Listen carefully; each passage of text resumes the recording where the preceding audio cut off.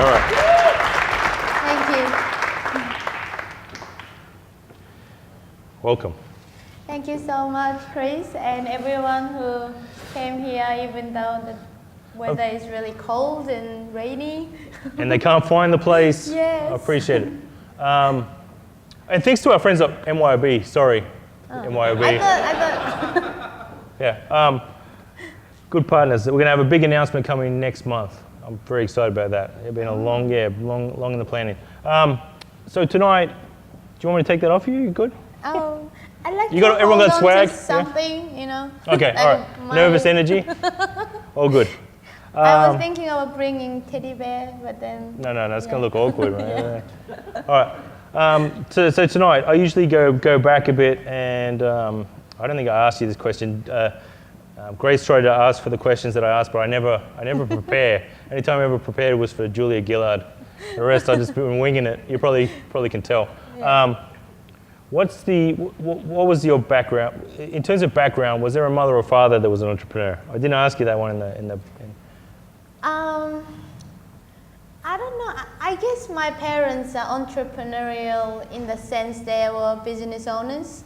Yeah, but not like the sense that I'm thinking. Like, to me, entrepreneur resonate me with like the likes of Richard Branson and Bill Gates and so.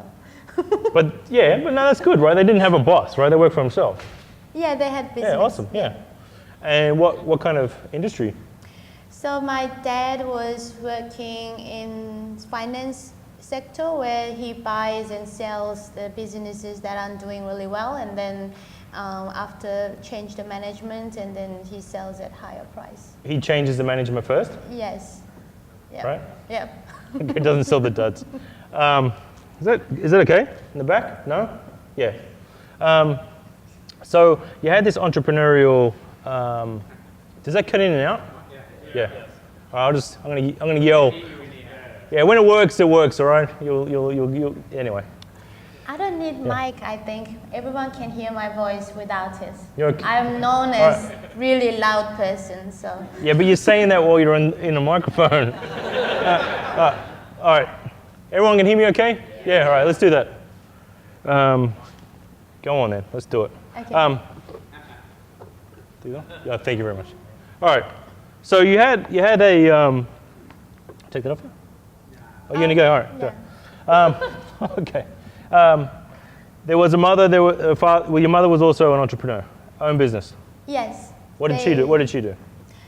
She was managing my dad, yeah, and then boss of my dad. All right. So yeah, they worked together for the business. All right. Yeah. Like most households. Yes. Mom's the boss. Yeah. Then you went into like a traditional kind of education that was probably prompted by your parents. Yeah. Yeah. Like Asian parents. Yes. Yes. Yeah. It's like law. You got to be a lawyer.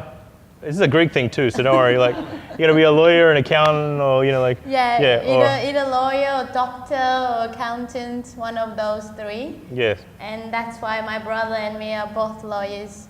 Yeah. And I wanted to be a doctor, but he told me if I choose to study law, then he will help me out a lot during my exams and assignments. He didn't do that though.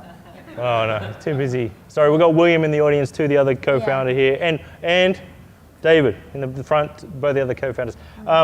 So you went into this traditional, you did double degree, right? Yeah, law and commerce. You weren't mucking around, honors as well. Yes. So when did you start? When did you come home and disappoint your parents Oh, okay. and go to entrepreneurship? Well, it all started with William. So he did about 7 years being lawyer. By that time, we were thinking about starting the business. And then by then, I was practicing for about 2 years. And then he kept telling me that being lawyer is a pretty boring thing to do. And then we think we are bigger than that, and we think we can actually create some value and then make some impact to the whole world globally. And so we will actually start thinking about what else we could do, and then basically came up with Liven idea. And then when we actually, so we didn't raise, we only raised the angel round. So William and I, we couldn't quit our daily job. So we only went to restaurants at nighttime and then the weekends. The only time that they don't want to see us. Because dinner time, they're like, are you here for table for two? And then we're like, no, can we talk to you? What, now? Like 7 o'clock? No. Yep.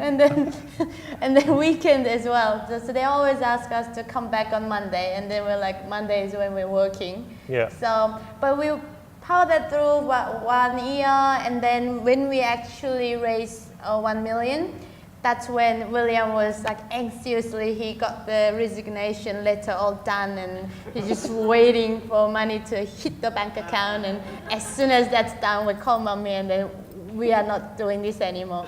And then mom, we're gonna shock you and we have this something new that's so exciting that you may not like, but we have been working on it for already 1 year. Mm-hmm. So we didn't tell my mom about what we were doing. So obviously shocked our parents massively. And then, yeah, I think William got the most hit because both of us, you know, like, was it like mom was, physically, right? Yeah, I think mom was okay if I want to quit, but then not okay if both of us quit. And if any one of us still should be doing that, it should be William. So William like had a really hard time in convincing our parents. And the hard time was not just because we are quitting, but because when they ask us, so are you making money after 1 year? How much did you make? And we're like, no, like this kind of business, you don't make money until for a few years. And my parents, they done traditional business, so they don't understand how you can have a business that doesn't provide cash flow. So they're like, no, I think you're just being childish and then go back. And so we just had to fought through it. Now it's different. Of course. Can I go back a little bit? So both lawyers, business degree, no technical co-founder. Oh no, so we have a technical co-founder who's not here.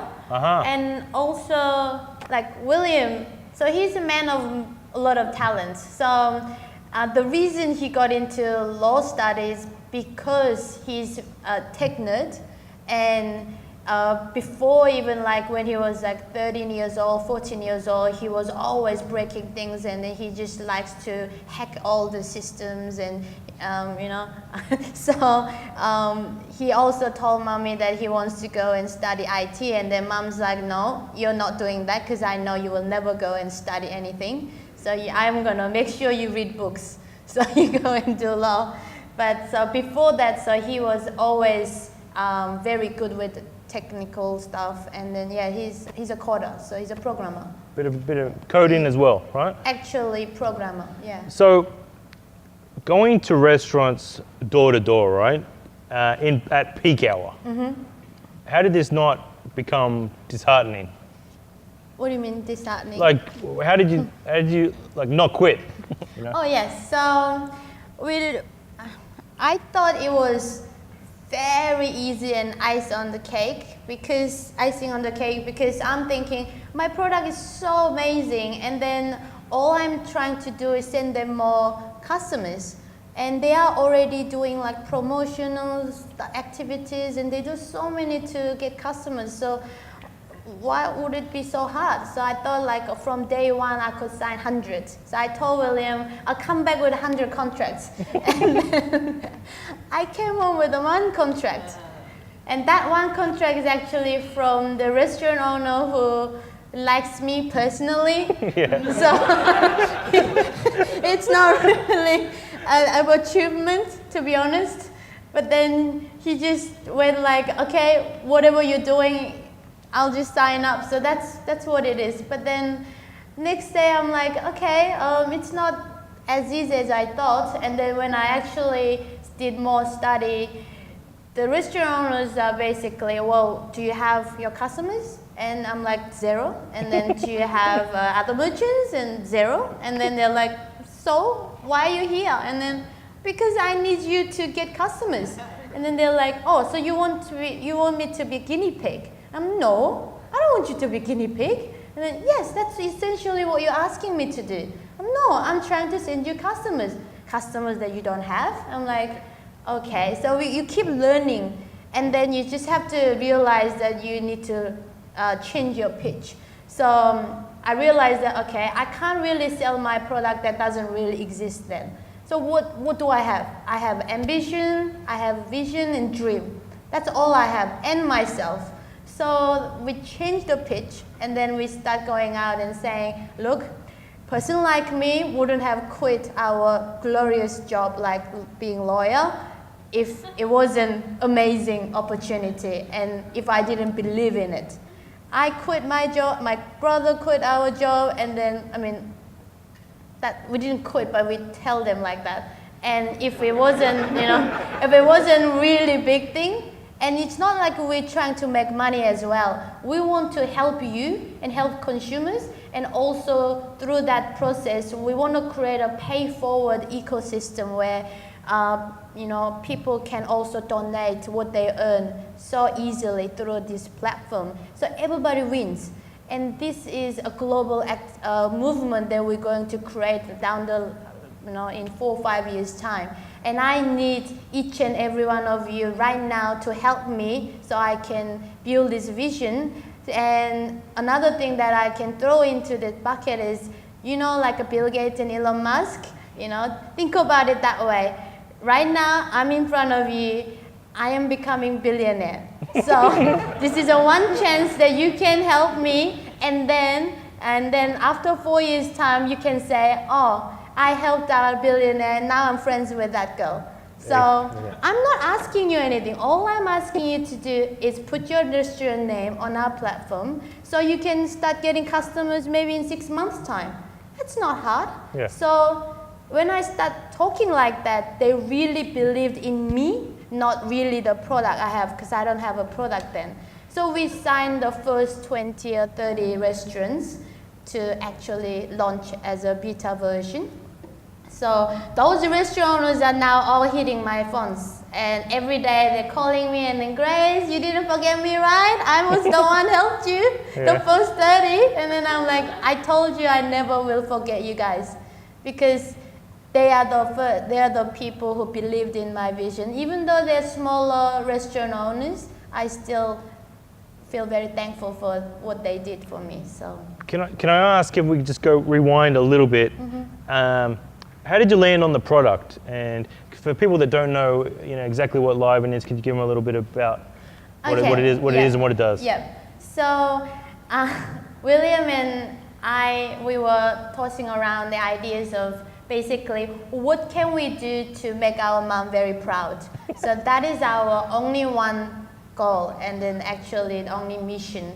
It's not that grand, like, we want to change the world so that we can, it's actually very, very selfish, I guess, to just help make sure our mom is very proud, because our mother basically gave up a lot of life's opportunities for her. She was like having flying career, and then she got William and pregnant, and then ever since that she had to be a mother and then look after us. So we feel like we owe a lot to my mom, and then the way to help mom to be really proud is to realize the potential in us.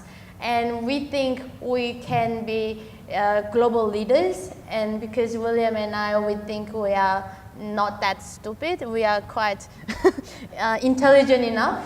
So we were not looking at things like running a restaurant or owning a shop. So that kind of ideas we thought that not scalable. So what are the ideas that are really scalable?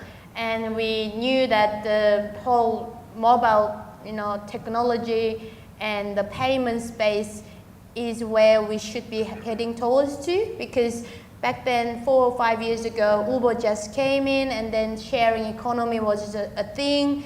And then mobile phone take-up was really popular, like almost everyone then had mobile phone. So we knew that right now we're using credit cards and payment with the actual cash, but then in 5 years' time we'll be doing everything in our phone. So Liven, our concept is basically creating a whole ecosystem where we have a currency that's for everyone to use, just the universal currency that's for everything. So it's a grand vision, because we're basically saying there's so many different currencies out there, so many different ways to pay, there's so many different ways to get rewarded as well. How can we basically combine them all into just one, and then use one currency that's for everything? And start with hospitality, because we are very much of a foodie. Not we are, just myself, but William enjoy cooking and going out as well. So we had to pick an industry where we can test this concept of lifestyle payment. But back then we didn't have any funding or enough development resources to really harness actually create this whole payment ecosystem. So how can we test the market with the concept of, if somebody is get incentivized, would they really go there? And then if they go there, will merchants pay for that? And when the merchant pay for it, the consumers will actually donate that to charity and not keep it all to themselves. So in the theory, it makes sense that if I give you $20 for spending $100, then I think you would come to me. And then if I can get a customer like you to continuously come, then I'm happy to give $20 to everyone. So this concept we developed, but we need to test it. So the most easy way to test it is to create a simple app that is around the concept of rewards. So without the payment, Liven was originally just a reward app where you go to restaurants, you get the money back as a discount, in the form of discount. And then you can then donate that to charity or just keep it to yourself. And then recently, and then concurrently we were working on payment. So that's when Alipay and WePay was popping up. So we had many different ways how we want the payment system to work, and there's Apple Pay as well. And then we studied all different things. We studied all the QR codes and all that, and then we came up with our own way how our own payment system will work. So Liven today, what it is you go to restaurant, so it's an end-to-end solution for customer experience, from finding where to eat out. And this is going to be same when we're launching into different sectors like restaurants, not just restaurants, but services and retails and everything else. So from discovery so online discovery, to then go to bricks and mortar businesses and then pay like king. So press just one button. Or we are also working on a concept where you don't even have to do anything. You just walk in and you walk out and then payment's done. That's really possible, and we're actually working on it. So basically, find it, discovery, and then payment, and then get rewarded, all seamlessly in one go. So that's what Liven is right now. So go to restaurant, pay with Liven, you get rewarded, and rewarded with the real money, not some point. So that's another very important distinction that we always like to make, because millennials love instant gratification. And if I say I'll give you 1,000 Liven points, that doesn't really mean anything. But if I tell you Liven cash of $10, which you can turn that into Messina ice cream, that's amazing, and that's quite sweet. So that's how people are jumping onto Liven every day. Yeah. Can I ask, one of the things that was really what I love about your business is that when you hear about that discount or that reward from the app, right? Mm-hmm. Traditionally, you think this kind of low end of the market, mm-hmm. where you've kind of nailed the high end, mm-hmm. and managed to get like really high quality and some mm-hmm. of the best restaurants mm-hmm. on there. How did you do that by while you're also trying to sell them this high quality restaurant to kind of discount their food? How did you do that? Yeah, so that's a real challenge that we solved. So at the beginning, there's a few ways for any of you. Are you all like startup founders or working in startups? Or hand up if, okay. So most of you are into startups. So there's many ways you can build your business at the beginning. And there's like someone says like a top to bottom approach, or bottom to top, But like when you don't have the right connections or what, it's obviously very hard to start from top to the bottom. So we obviously did bottom to top approach, but I think the way we got the top end restaurants are basically changing our branding position in a sense. So we always wanted to get the top guys. But then, so that's why I said payment was a side thing that we were working on. And when that actually happened, then we rebranded ourselves to positioning ourselves to be the app for lifestyle payment that people love to use because of convenience. And because, not because of, so it's not for the price sensitive customers, it's for the customer experience sensitive customers. And the high-end restaurants, what they need is completely different to what the other medium to low-level restaurants need. Medium to low-level restaurants, all they care is traffic, and because they really need daily traffic to be surviving. For the high-end restaurants, they have lines outside, so that traffic is not their problem. But they understand to have that kind of traffic all the time, they need to be innovating every single day. And this competitive landscape, one day you can have lines, but the next month, if you stop innovating, somebody else will have all that lines. So these guys are champions. They very actually understand this game much more than any one of us. So when you actually tell them, look, what are you doing differently today? Apart from having amazing food and changing the chef and then decorating the thing, you understand that there are other 100 restaurants copying your style, eating your food and your chef and decoration, all that. You need to do something different. And that something different is these days all about technology. So when I go to them, I pitch to them that these days millennials love to use our app because it's not because of just the reward, but this whole process of using the app is exciting for them. And then if you guys are the recipient partners, then you get the insight of our users' spending behavior, and then also understand how to retarget them better. So it's all about data play. So they really care about the data that we provide to them. And so that's why they all join in. And obviously the coin and the blockchain thing is another thing that blows their mind. But even as it is, they understand that Liven is a new way, innovative way to capture millennials that are not really loyal normally. And then that's this is the only way to always stay on top of their game. So even though today they have lines out there, if they understand their customers' behavior more and more, then they can continuously to stay on top because through the data. But without the data, they will one day lose their game. So, when did you, in this process, go, we're onto something big? Mm-hmm. I knew it from day one. I think this one is on and off.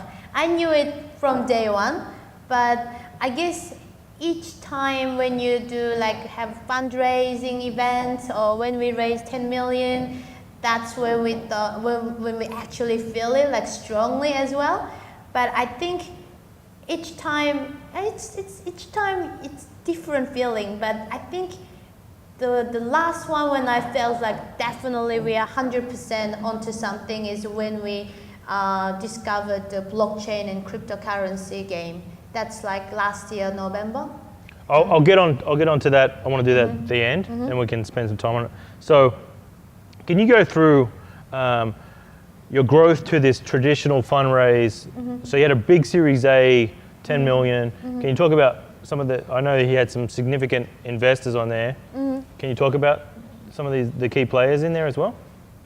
You mean the fundraise process, how it all went? Well, about? just you're from going around knocking on doors to we're raising 10 million, that kind of journey there, and then who you picked in the raise and why, and can we talk? Yeah. So I guess this would be more for William, but then because he leads the whole fundraising process, but I help him get the leads and stuff. So I'm really good at going out to events and things like that, and I'm evangelist for the brand. So we work together really well in that we go to all different places where the investors are, and then basically William does the pitch, and then we consolidate who is really right investor for us. But William has very different concept of who is really right investors, in that if somebody gives you money, I think more money is better, always. And there are, it's a divided, I think, debate going on that, but the little money from Sequoia is much, much valuable and more valuable than some money from some other new investors in the space.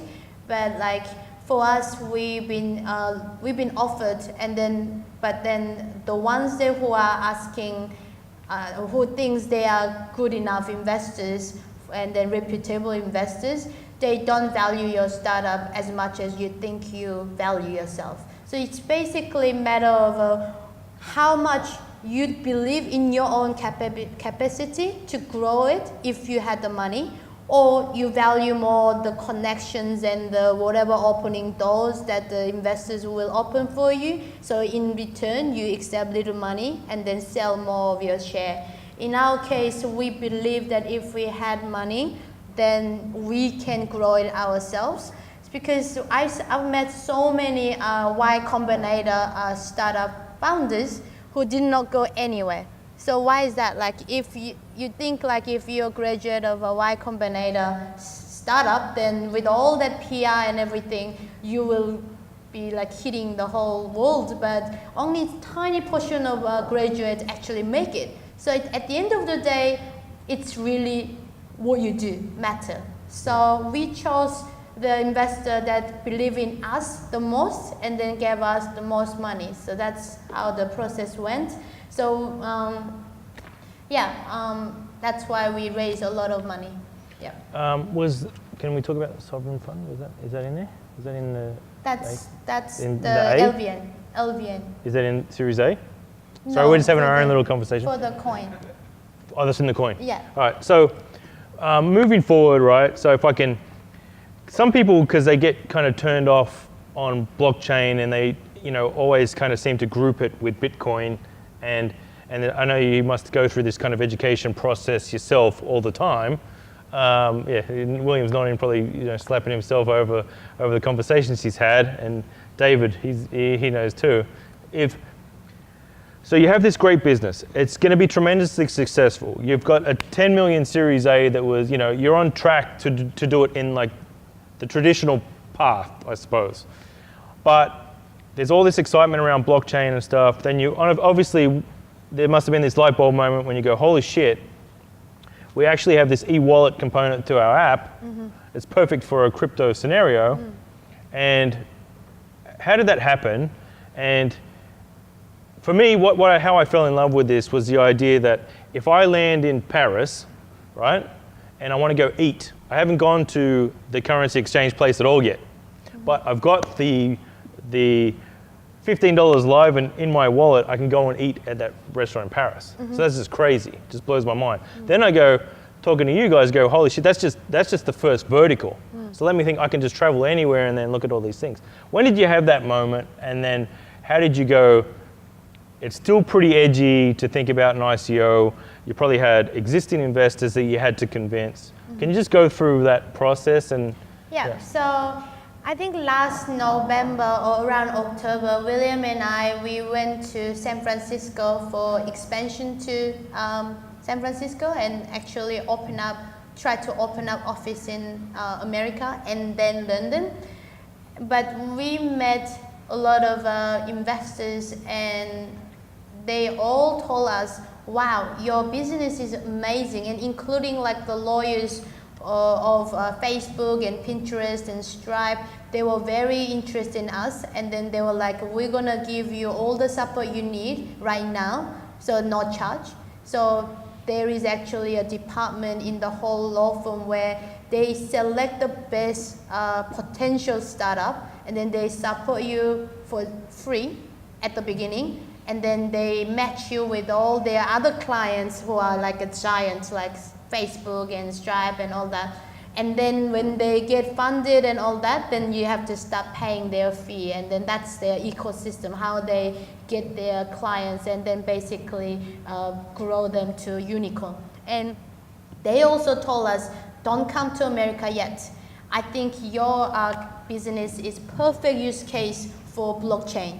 And loyalty and blockchain is really, really a perfect use case, and nobody has done it yet.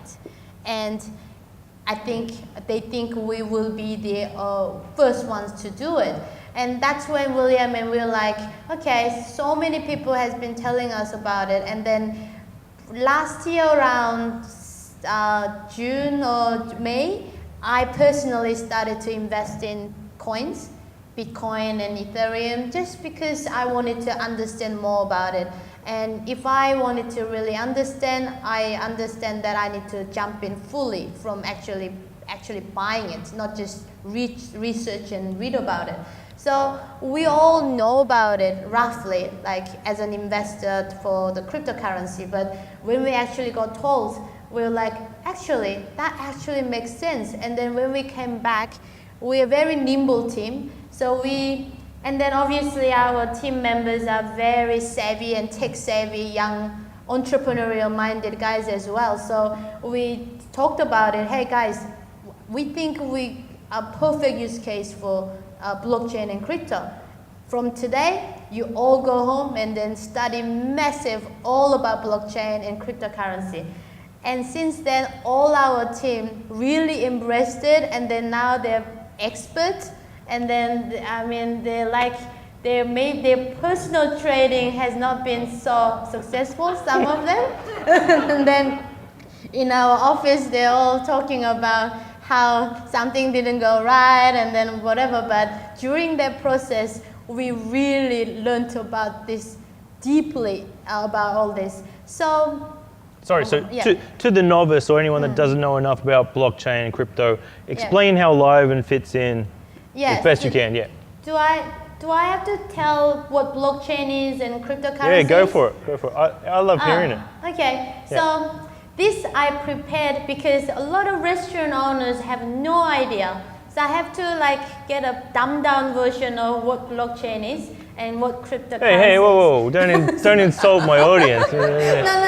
I'm saying that's what I'm gonna talk about. So blockchain, so cryptocurrency is basically a digital currency that up until now it's a digital currency that's circulating in the internet space, but between speculators, as in I'll come and ask you, I'm gonna buy your Bitcoin, not because I can use it for something else, but I'm hoping someone else will buy it from me as well. So that's the only reason I'll buy from you.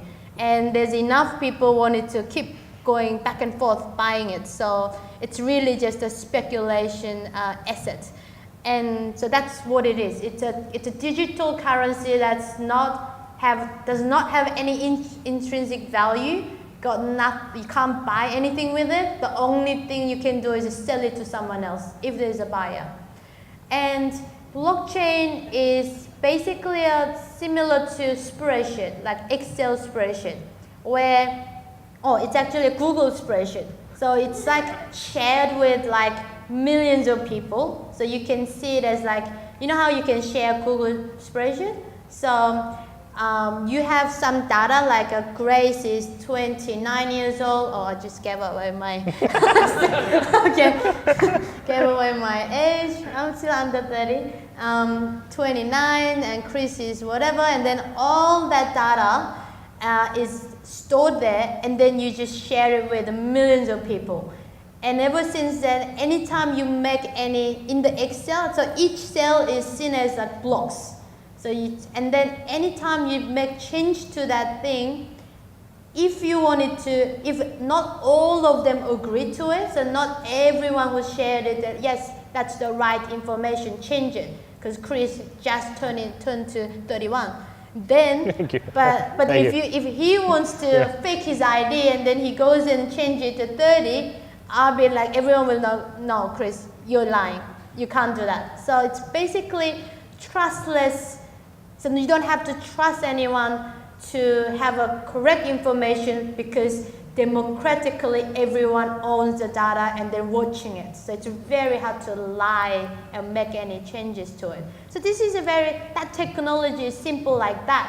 But the technology, if it's applied to real world, there's so many things that you can do using this technology. Sorry, so that's distributed ledger. Yeah. So that's just a little 101 No, about blockchain and crypto. And come back to Liven, how did you say how we use it to make our business better? Well, even in the ICO scenario, the idea that anyone from anywhere can invest. So basically, it's what we are doing is we are tokenizing our currency. That's Liven cash. We call it Liven cash. So even until now, we're like the centralized bank. We can print as much Liven cash we need each time people want it. So each time people go to restaurant and then wants to get rewarded, then that's when we basically create more Liven cash and inject it into our Liven ecosystem.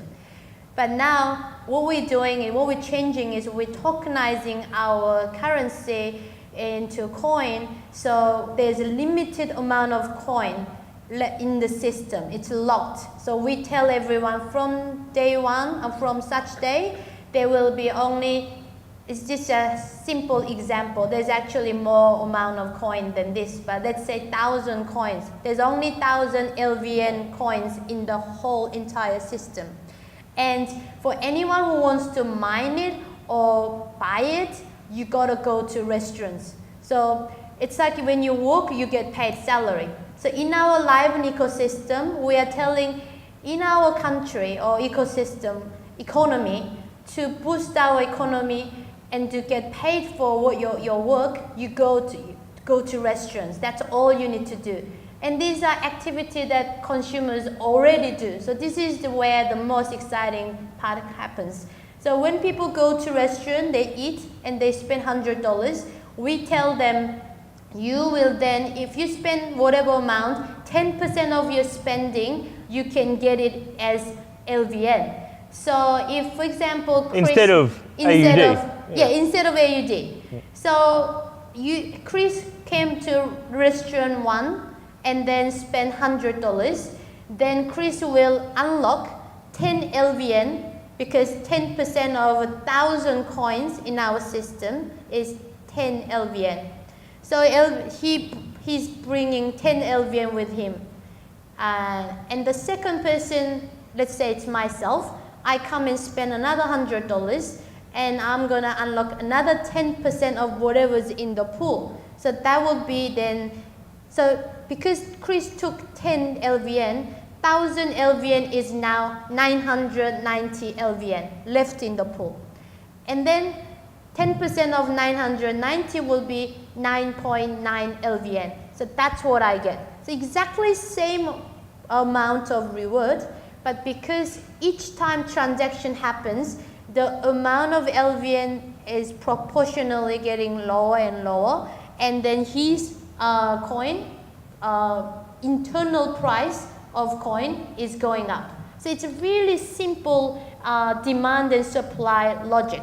But obviously, if you really want to know more about the entire mathematic algorithm behind our reward protocol, you can speak to that genius PhD guy who's sitting there, who designed the entire protocol. So I was just telling you in a more simplistic manner so that you guys can understand, but if it's actually more than that. But basically, so the pool of the reward coins in the pool never runs out, because it's always proportionate to whatever's left in the pool. So basically, the more transactions happening in our ecosystem, so let's say 8-Bit Burger, they do like 8,000 transactions.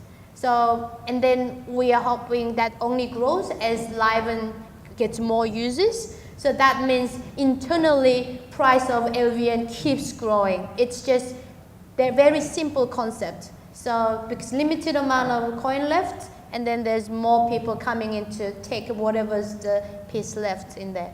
So, in all of that and moving to this digital currency, you're then now doing this ICO, right? Yeah. So you had this traditional $10 million raise. Now, instead of going to the VCs, it pretty much becomes a public thing, but you're still going to big VCs and stuff to get big chunks of the, you're trying to raise about 60 million right now, right? That was last year. Was it like at the beginning of I think February, when the crypto market was quite well? It was really going really well up until about January, and then it went just crazy, crashed. And so we've been speaking to a lot of different people in the industry, and then we just are right now waiting for the right moment to do the public sale. And because the sentiment of the current market is very important for how you raise your money. And so that was Ethereum, that's how much we were going to raise. And now we are raising 28 million. Is it better to wait until the market goes up and raise 60 mil, or is it better to try and just raise all that now while the price is low? So it's not actually, ICO is not all about just raising lots of money. Lots of money, if we can easily raise 60 million through Series B or whatever if you really needed the money. It's more that sometimes the velocity of the token and token economy, it all needs to make sense to power your economy. And if there's too many coins out there, and then you might dilute, and then so there's a lot of mathematics involved in there to how much coin you give out to the market and how much you raise, enough to make sure the internal price rise at the rates that we want. So what I'm saying is the amount that we are fixing is not because we need the money and we just want more money. It's actually to do with the mathematics that involves the velocity of coin and all that.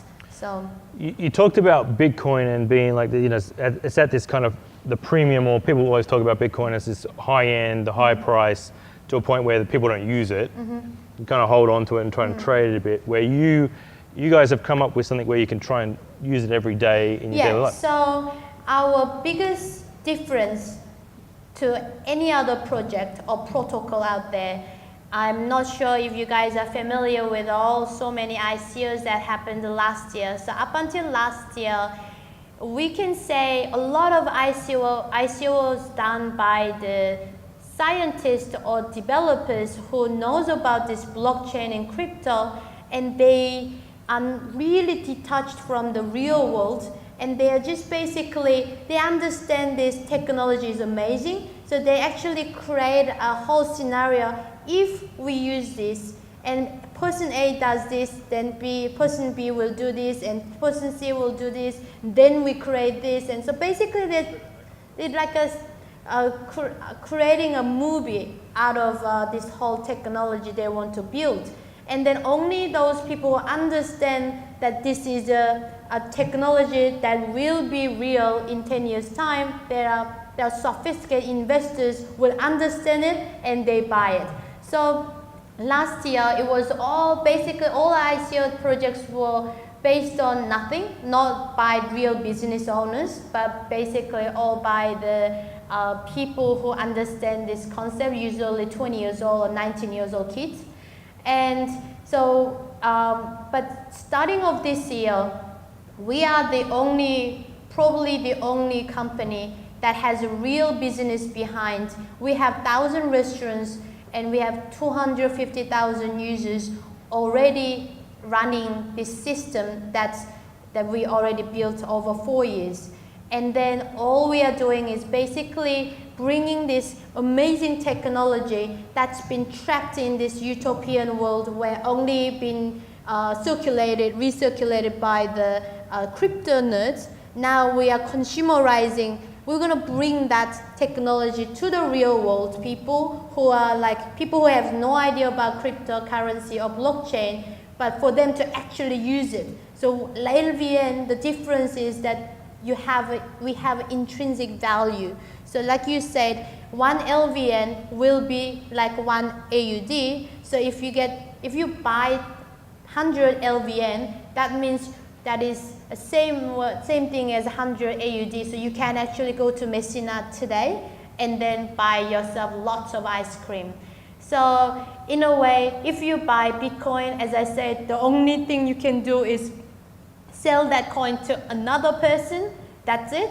But with Liven, you can sell it to another person as well. But also you can buy things with it, and there are thousands of restaurants out there that are accepting LVN. And the beauty of how we do it is also amazing, is that all the restaurant owners and all 250,000 users, they don't need to learn what it is to actually embrace it, because we will be the ones in tokenizing it and changing the money that is in LVN into fiat currency, and will pay the restaurants in fiat. So the restaurant owners don't even need to know the actual change that's happening. But we will always slowly educate the entire market and educate them that this is the new future. And so we will be championing the consumerizing the cryptocurrency to the real world. So that is the biggest difference that our company is doing that no other company is doing right now. Before I jump into some of these questions, can you talk about the growth of Liven and how you see the future kind of playing out? And then I'd love to just get your perspective on the future of crypto and the move towards kind of mass adoption, or as you say, like people that are using it as an underlying technology, you wouldn't even know that you're using it. So Liven's future and the future of crypto. Yeah, so Liven's future, as you guys should grab one of all this. So basically it says the world's first global food economy powered by the blockchain. So that is Liven's future is actually more than this. We're not just going to create a food economy. We're going to create more than that, but for now that's the slogan. So in the future, there will be all these real businesses coming out, and then they're gonna all have their own coins. So Uber will have their own coin, and Airbnb have their own coin, and basically each and every company, including even small restaurants, will have their own coins. So instead of having 260 kind of a different currency, we'll have millions and millions of different currency, digital currency in the future. And because it's all created by the communities and companies and the sectors, industry sectors. So Liven, what we want to do is we want to be the currency for everything to do with food.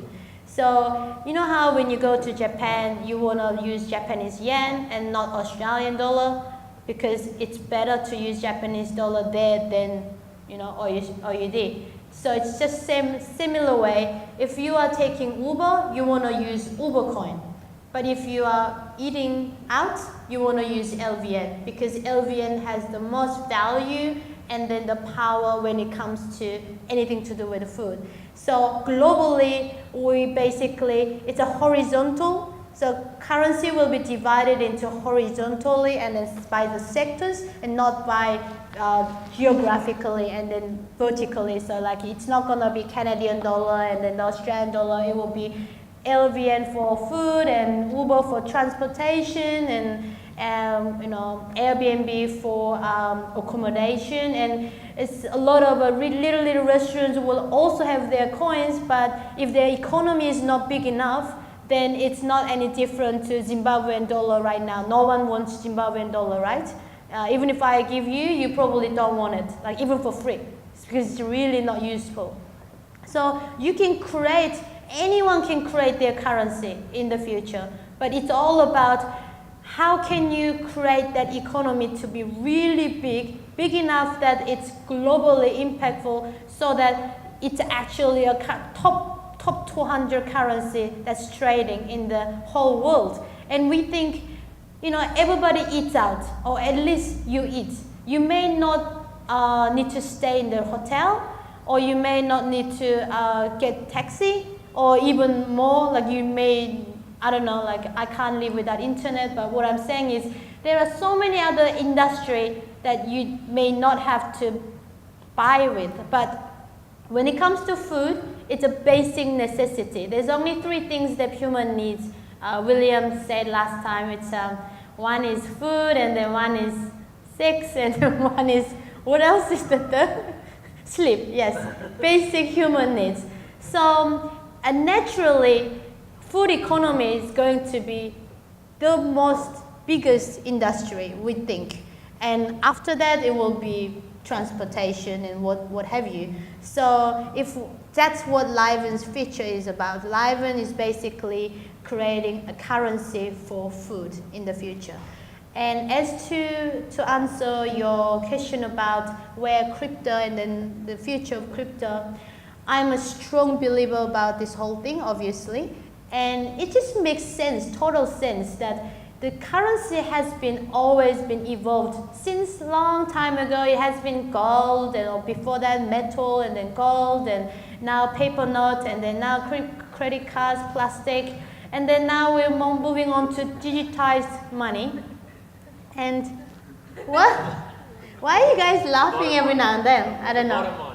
Okay. Well, that's very helpful. So digitized money. So it just really makes perfect sense that in very short future, you will see no more paper money. I mean, already I never carry cash because, like it's just hassle. But then the ability to own it on yourself, and you don't need to give it to the bank, and then you own whatever your money in your wallet, it's already amazing idea. But the reason why I think crypto market will really champion and then change is because, for example, currently the blockchain and the cryptocurrency market is only the capitalization is 300 billion, something like that. But there's like 200 trillion assets out there in terms of fiat, what we call fiat. And when the institutions like big like Goldman Sachs is coming into this space, it's basically the game changer, and they are already doing it. So there is actually a EFT. Is it EFT? BlackRock. Huh? Yeah, BlackRock. That kind of companies who owns 3 trillion assets. They are into blockchain and crypto as well. So when they start doing that, the huge needles start changing. So it's the future. And then why? It's not because it's digitized money, but the blockchain technology is the next thing, like how internet has changed our lives so dramatically. And blockchain will, I believe it will change tenfold the way internet has changed our lives. So get into it, and please invest some of it just to understand that this is 1994 and internet is coming. So if you can travel back in time, I know each and every one of you will invest with everything you own, right? Because look at internet, like how much it changed our lives. And blockchain is exactly that. And then quantum is apparently another next thing, but yeah. Yeah, I'm not giving anyone financial advice. Should have started out with that one. Whatever that is enough, little amount, but I think it's good to get in and then just to test it out. I recently was invited to UK Trade and Investment. They had a closed door. I did a video on this in the Facebook group, and I was there with a lot of blockchain communities. I don't know why I got invited other than Startup Grind. We had to hand our phones to, and they put them in security deposit box. And I sat in the boardroom, and they had an expert from the UK government talk about blockchain. It wasn't a question of whether it was part of the future, it was absolutely, Yes. it's the future, and this is what we're doing, how can we work with you guys, because they know that once these currencies or individual currencies get powerful enough, they're like, why do we need the government, right? So they're worried about that, but yeah, anyway. Let me take some of these questions, appreciate the good ones. Sorry, it's all technical, technical out here. Is Liven built on Ethereum? If so, why? And should it not be built on EOS or Neo? That's pretty technical for people who don't know what the fuck's going on. Liven raised 10 million linked to KPIs. Did you receive all the money? That sounds like an inside question, but okay, whatever, that one. What's the biggest challenge for Liven right now? Hiring an amazing talent. So I'm always... Where's Georgie? All right. We're planning recruiters in the audience. Yeah, I never thought that would be the most challenging thing in my whole company's history. So I think now, because now I'm at a place where we got the money, we got the product right, and we worked out how we can scale massively. And now I need people who are much, much smarter than me, who can take it to the next level so I can go holiday. I'm joking. But so that I can go to another country and then do more the things that move our company's next things, work on things like maybe quantum things, who knows, but I'm saying, so founders can work on that kind of thing. So we're all looking for, so we get lots of interns coming into our office and we give them 3-month internship, and then some of the brilliant ones are staying and then not so are going out. But yeah, we are always looking for talent, and that's the biggest challenge. Can you talk about, last time I had a conversation with William about this around, as you were scaling, he had to kind of reinvent his own leadership style because he couldn't be so hands-on. Can you talk about that kind of process as you go through and hire more people and trying to remove yourself from the day-to-day? Any advice that you can give for the startups? Yeah, so I think it's really hard to balance everything, I think, from fundraising to building a perfect team and also perfecting the product. And most startups fail to do everything right, and that probably is the reason why most of the startup fails. And because if you focus too much on product and hiring and all that, then you run out of fuel very quickly, and then you just die. But if you focus on fundraising and all that, then your product's not gonna be perfect enough, and but that also affects the fundraising and all that. So it's really a challenge to make everything perfect. But in our case, I think we were fortunate that we have 4 founders who obviously work for equity only, so sweat equity. So that way we don't burn a lot of money. But also, we also have, I'm lucky to also have people who join me for the vision, so they don't ask for a lot of money.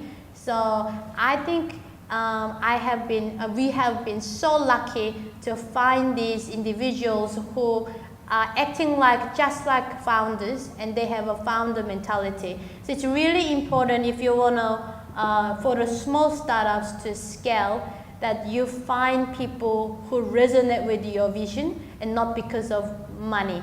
And a lot of people come and tell you that they love your vision, but when it comes to money, they still want the right amount of money.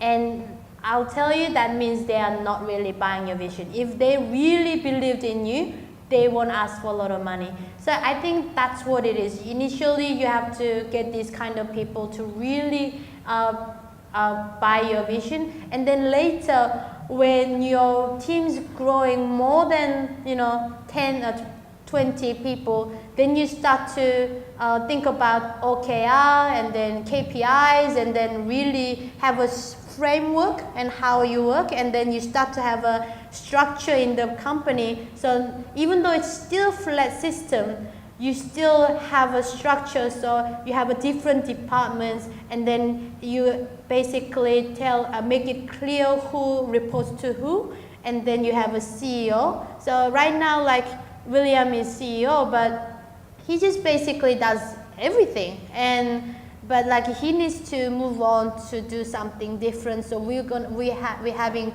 real CEO coming in, and then we are like looking for it right now. And then also we have just implemented OKR system, and then KPIs are all given. So we have changed ourselves from being family to sports team. So now we are still family, but now we need to win the World Cup. And then the World Cup is very difficult to win, right? So we now have all this mechanism in place. So yeah, like a reporting system, and which department performs. And for that, we need to have a visibility around the whole company. So everybody needs to understand that, oh, that guy is working on that, and then that guy is working on that. So we have three most important things for the company. What are we working on for everyone? And then that three things are the pillars each for every 3 months. And then we're going to say, whatever you're doing, does that fall under one of these three? Okay, If not, then don't do it. If yes, you do it. So that kind of thing is what you're implementing. But I think it's really hard to do that at the beginning. But like when you have a sizable team, that's when you start implementing. Yeah. I'll take one last question here. So I just wanted to make this kind of more of a point, and then you can kind of comment on it with, so people think, oh, ICO, free money just kind of flowing in, like your checks are coming, when it's actually the complete opposite, right? It's like you're out working harder than ever, and on top of that, you guys are probably pulling your hair out with ASIC changing rules all the time and all that kind of stuff. So I just wanted to know, if you could go back, would you still go the ICO route, or would you go traditional fundraising? Oh, absolutely. I think that's the whole difference between some companies. A lot of it actually is doing it for simply a way to fundraise. We are not doing it for a way to fundraise. We are doing it to solve our chicken and egg problem. So globally, for us to grow 10 times faster, what can we do to solve this chicken and egg problem? Because each city that we go to, we need to convince all the merchants, and we need to convince all the consumers and start from scratch. But ICO, if we do this, not only we get the money, but for our case, when we give out that much coin, it's actually like more like a credit that we give to you, because it has intrinsic value. So when I give you 100 LVN, you can spend it right away, and then we need to still pay that much to the restaurants. So it's not the same as the other projects where you just got all the money, and then God knows what's going to happen for another 4 or 5 years, and then you just wait for it to be useful at some stage. It's nothing like that for us. But for us, the reason why we're doing this way is because when we go to ICO and we airdrop like 2 million coins everywhere, and then each and every one, the 120 million crypto traders all get deposited like 5 LVN into their account, like BTC or CoinSpot or what have you. They're gonna be knowing, what is Liven? And then they look at it, oh, it's not in Manila yet, but I can just trade it for now, but it's apparently something that's from Australia. And then we will analyze the data, and then we're going, okay, 2 million coins are all owned by Manila people. So we already have the customers because they have to download our app to get the LVN. So we've got 2 million customers in Manila now. So we just go to the market and, hey, we've got 2 million Liven users, all have money, waiting to spend.